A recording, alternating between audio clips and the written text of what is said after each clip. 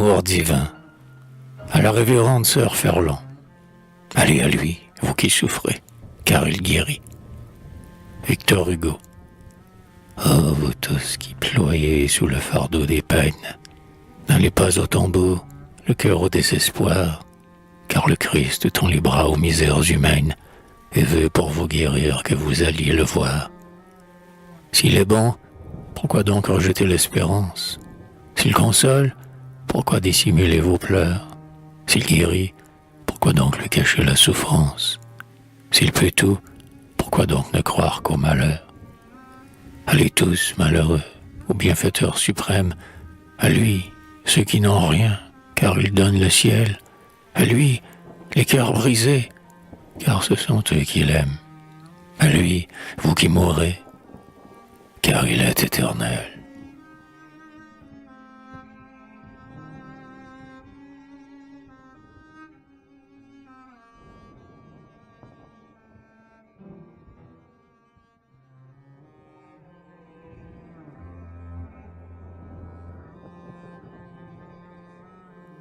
Stance. Comment? Si poète et je n'oserais dire, de peur que les pervers, les sots puissent en rire, que je reconnais Dieu pour le Maître éternel, que j'adore son nom, que je le crains et l'aime, que j'espère toujours en sa bonté suprême, qui daigne à l'homme juste ouvrir son vaste ciel. Non, non, mortel, jamais le Dieu saint que j'adore, et qu'on doit respecter du couchant à l'aurore, ne me verra rougir disant son nom si grand.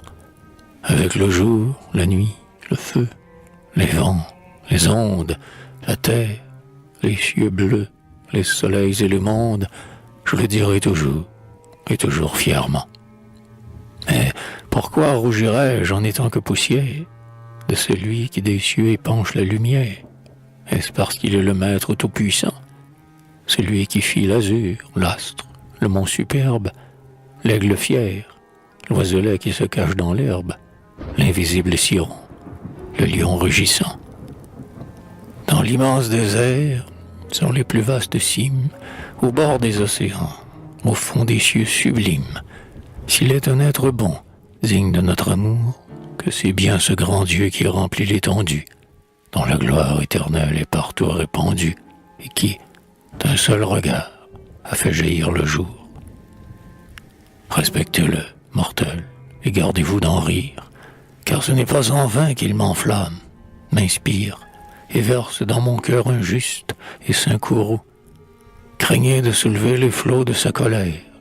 Oui, tremblez et courbez votre tête si fière, car il est tout puissant pour se venger de vous.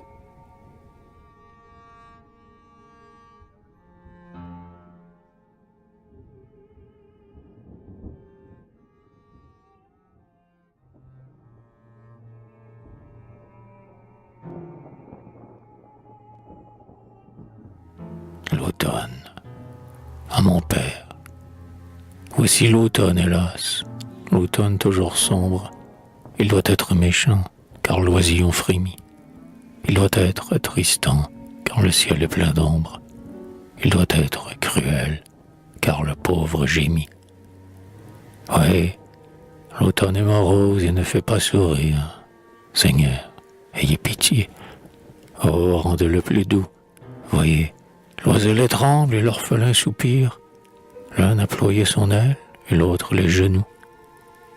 Ah, que la charité ne chôme pas l'automne, qu'elle sème les pleurs tandis qu'il fait souffrir, qu'elle parle d'amour tandis qu'il gronde et tonne, qu'elle apporte l'espoir tandis qu'il fait mourir.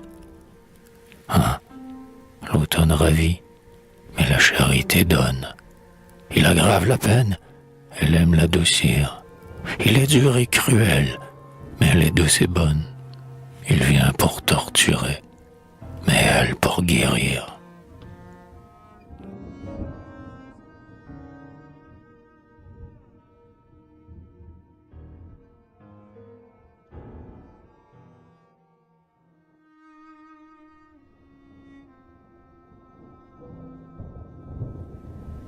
Apparence illusoire. Ô jeune fille, ô très douce enfant, mignonne jeune fille, dont j'aime la candeur et les mines gentilles, les rires harmonieux plus qu'un chant d'oisillon, les naïvetés et les beaux cheveux blonds. Gardez-vous de le croire, exemple des noirs orages, toujours beau, toujours doux, ainsi que son nuage, l'âge où l'amour s'éveille et fait vibrer le cœur, rend l'homme sérieux, joyeux, triste ou moqueur, où chaque passion se présente à sa porte, cachant sous les plaisirs les malheurs qu'elle apporte, où nous sèvrons nos cœurs de toute charité pour le nourrir, hélas, avec la vanité. Ah, notre âge n'est pas aussi beau qu'il vous semble. Il épanche la joie et la tristesse ensemble. Nous chantons aujourd'hui, nous pleurerons demain. C'est ainsi, mes enfants, qu'on parcourt le chemin qui mène tôt ou tard aux confins de la vie, où la mort, tour à tour, au tombeau nous convie à poser le fardeau de notre adversité et franchir, bien ou mal, ce seuil, l'éternité. Nous sourions parfois, mais hélas, le sourire qui, comme en vos beaux yeux, dans les nôtres vient luire, est rarement l'effet d'une pure gaieté, car nous rions souvent le cœur bien attristé. Plaignez notre sourire et doutez de ses charmes, qui bradent le mensonge en vous voilant nos larmes. Si tout naïvement vous trouvez curieux que nous cachions nos pleurs en paraissant joyeux, c'est que vous ignorez sous quelle apparence peuvent se présenter les peines, les souffrances. C'est que le mal pour vous n'est pas encore venu et que le sombre doute est de vous inconnu.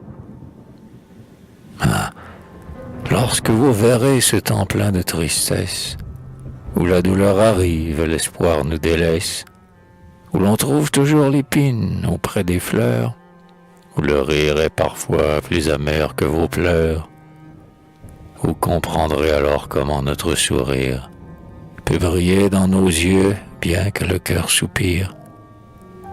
En attendant, chantez sans envier ce temps, tout rempli de regrets des rayons du printemps. Ouais, ne mûrissez point vos naïves pensées, ne fuyez pas votre aube aux limpides rosées. Jouissez du bonheur qui sous vos pas fleurit, contemplez votre ciel dont l'azur vous sourit, chérissez les parfums, les oiseaux et les roses, les cœurs ne souffrent pas dans l'amour de ces choses. Jouez sur le rivage où la source des jours chante, avant que l'automne vous le verse son cours. Restez dans vos vallons et sous vos frais ombrages. Soyez le plus longtemps à l'abri des orages, et fuyez ce vain monde et ses nombreux appâts, qu'en demandant vos cœurs, ils somment sous vos pas. Méprisez ces plaisirs que le pervers moissonne, rejetez ces conseils que le mal assaisonne. Redoutez sa louange et son rire flatteur, car c'est en caressant qu'il flétrit la pudeur. Si vous voulez garder, ô douces jeunes filles, et vos espoirs vermeils et vos mines gentilles, votre rire argentin, vos charmantes gaietés, ainsi que vos vertus et vos naïvetés, ne vous arrêtez point à ces molles louanges, ne prêtez pas l'oreille à ces discours étranges, qui vous font enrougir et baisser vos beaux yeux. Restez, restez enfants, ne quittez pas vos jeux, ni vos rêves dorés, plus beaux qu'une chimère, ni vos propos légers, égayant votre mère. Et ne regardez point par-delà les 16 ans, pour voir s'il y fait beau plus qu'en votre printemps.